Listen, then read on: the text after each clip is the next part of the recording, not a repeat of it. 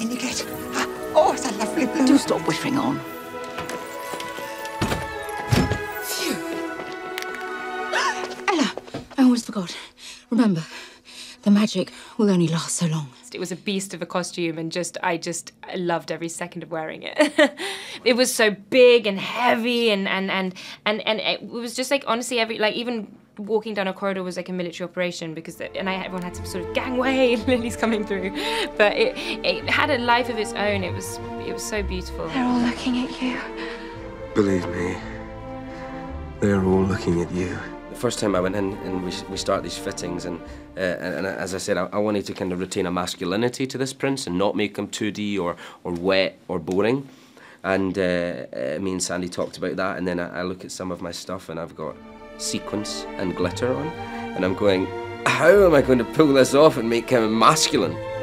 One of the things that I tried to introduce was that the film be a bit less English. It could be a little more Middle European, and when it came to what Sandy Powell was doing, which was extensive and character revealing in all its detail, was to make sure that the chocolate box, biscuit tin side of things didn't go too far. She was very open to that, and that as much as we wanted to give a heightened world of fairy tale, that somehow these clothes seemed kind of within reach.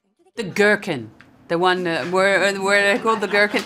Everyone loves that dress. I've said to Stanley that was my least favourite, but it was spectacular because it was beautiful and grotesque simultaneously. And what I love about the visual progression that the stepmother had, and Sandy is such a genius, is that it's exquisite and then it becomes increasingly sort of gauche, you know, with the feather and the pink, and we'd look at one another and say, is that too much? And we went, nah, it's not too much. Her stepmother-to-be was a woman of keen feeling and refined taste, and she too had known grief, but she wore it wonderfully well.